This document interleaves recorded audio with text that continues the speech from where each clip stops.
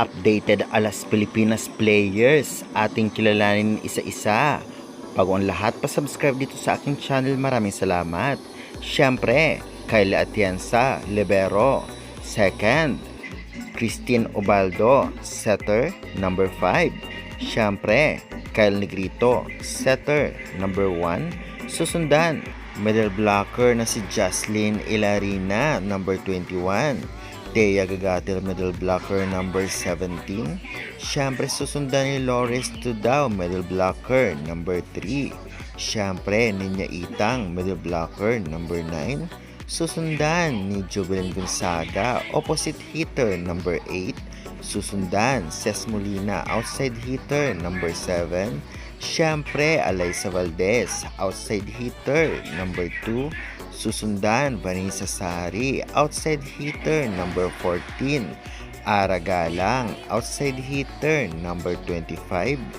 Trisha Tubo, opposite hitter, number 12. Alaysa Eroa, libero, number 16.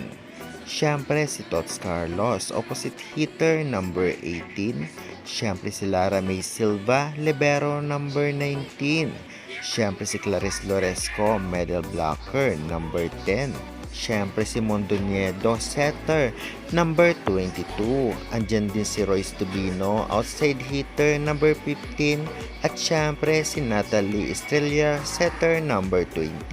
Lahat sila 20. Possible 14 lang ang kunin at maging official alas Pilipinas players. Excited na ba ang lahat? Sino kaya ang matatanggal at mananatili? Pa-comment na dyan sa baba and pa-subscribe for more valuable updates.